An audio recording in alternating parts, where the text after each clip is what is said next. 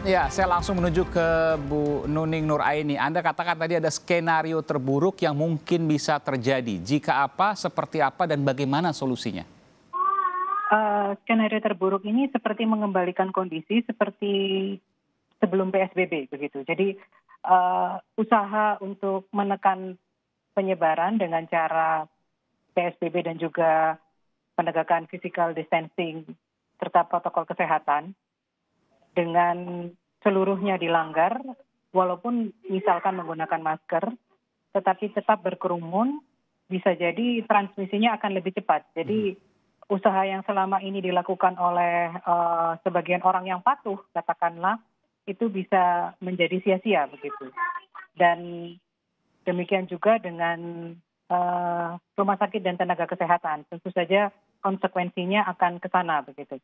Nah, solusinya ya selama ini tetap kembali pada kedisiplinan begitu. Jadi bisa dipahami bahwa masyarakat mungkin bosan begitu ya, tapi sudah dihimbau bahwa harus tetap di rumah, bahkan ibadah pun dilarang begitu.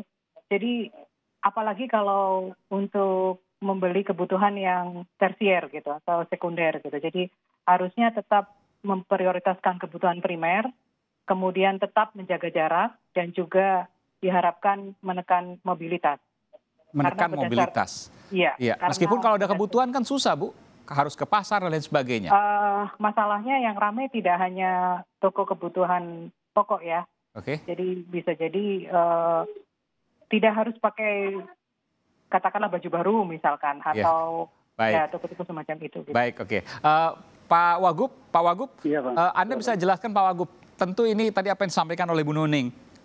Kebutuhan primer oke, tapi ada juga kebutuhan nggak primer, baju baru misalnya. Lagi pula kemana ya lebaran mau dipakai orang nggak kemana-mana juga karena ada physical distancing. Tentu ini jadi pertanyaan, tapi banyak sekali kemudian di pasar yang bukan membeli kebutuhan pokok, tapi membeli kebutuhan-kebutuhan yang sekunder tadi. Apa yang kemudian bisa disampaikan di sini Pak Wagub? Ya, Pak Gubernur meminta kepada seluruh ASN menjadi relawan di daerahnya masing-masing. Antara lain tugasnya adalah untuk menahan mereka untuk tidak bisa berkumpul dan seperti yang kita lihat di TV tadi. Jadi jangan sampai kita itu menyerahkan kepada aparat saja. Memang dalam Pergub ini Satpol PP yang memberi sanksi dan bisa didampingi oleh aparat kepolisian. Tetapi kan kita terbatas. Jadi ada dua hal. Yang pertama kesadaran masyarakat, yang kedua ketegasan aparat, dan juga harapan kami timbulnya relawan-relawan tentang PSBB ini. Kalau seperti ini hanya mengandalkan kami pemerintah dan aparat terbatas. Jadi itu kebersamaan yang kami harapkan. Jadi ada fungsi edukasi kepada masyarakat yang harus keras dilakukan. Fungsi edukasinya. Ya, saya juga minta kepada para kiai, para ulama untuk memberikan pengertian dan pemahaman tentang Idul Fitri, kemudian juga tentang baju baru di saat Lebaran dan yang lainnya. Kemudian hukum ketaatan kepada pemerintah dan harus menjaga kesehatan. Jadi itu yang kami harapkan. Jadi ini harus ada kebersamaan. Bukan hanya kami pemerintah yang seolah-olah saya sendirian tidak dibantu oleh masyarakat yang lain. Baik, Bu Nuning, betulkah kemudian satu-satunya kunci yang paling utama, mohon maaf saya koreksi, kunci yang paling utama bukan satu-satunya adalah fungsi edukasi kepada masyarakat yang harus dilakukan ketimbang fungsi represi misalnya? Benar. Jadi seperti yang kami rasakan gitu. Jadi makin dilarang kok kayaknya makin menantang begitu. Kesannya seperti itu. Padahal harusnya kepatuhan itu diiringi dengan pengertian bahwa apa sih sebabnya harus physical distancing begitu.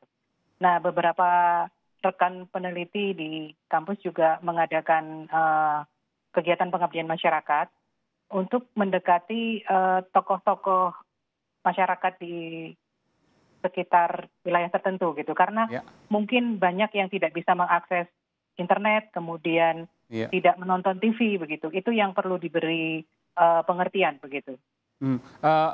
Kalau seandainya memang ini, saya harus katakan skenario terburuk tadi, karena saya tertarik dengan apa yang Anda katakan tadi, supaya kita kemudian menghindari itu, kita menggagalkan itu.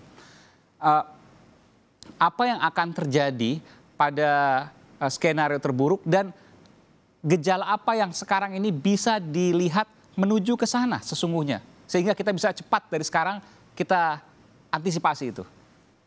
Ya, menghilangkan kerumunan begitu. Itu salah satu yang paling utama saat ini gitu.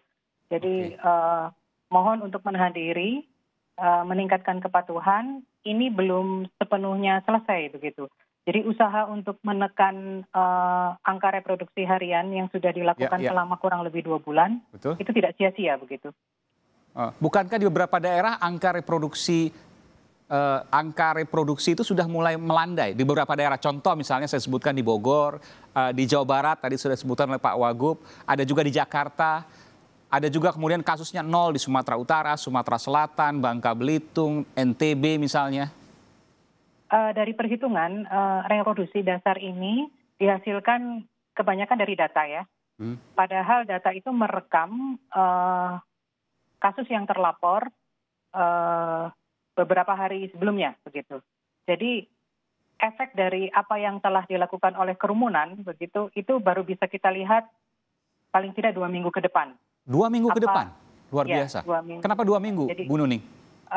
Menunggu waktu periode infeksi rata-rata, kemudian melihat efek dari penyebaran tersebut. Harapannya kalau memang ini mungkin ahli epidemiologi yang lebih tahu ya. Apakah sudah kekebalan masyarakat kita sudah cukup baik, itu akan terlihat seperti itu. Sesungguhnya kita tidak mengharapkan hal itu terjadi begitu ya. Tapi dengan masifnya kerumunan di beberapa wilayah, karena menganggap bahwa ini boleh dilonggarkan begitu. Nah, itu yang cukup mengkhawatirkan begitu. Jadi pemodelan matematika melihat kerumunan adalah penyebab utama kenaikan terinfeksi positif corona. Salah satunya. Oke. Dan itu yang kemudian harus dihilangkan. Boleh disebutkan yang kedua? Yang kedua tentu saja jaga jarak ya. Jaga jarak. Jadi walaupun tidak berkerumun tetap harus menjaga jarak. Menggunakan masker dan protokol kesehatan lainnya begitu. Baik, kerumunan banyak orang atau misalnya hanya berdua berbicara juga tetap harus jaga jarak. Hanya 2 hal itu diantara yang paling kemudian diperhatikan supaya tidak terjadi skenario terburuk. Begitu ya Bu Nuning ya? Saat ini ya. Baik, Pak Wagub, terakhir Pak Wagub, mungkin singkat saja apa yang kemudian bisa disampaikan terkait dengan beberapa hari menjelang Lebaran yang mungkin aktivitas masyarakat akan sangat tinggi? Saya minta kepada para pengusaha toko dan yang lainnya untuk bisa bekerja sama dengan kami.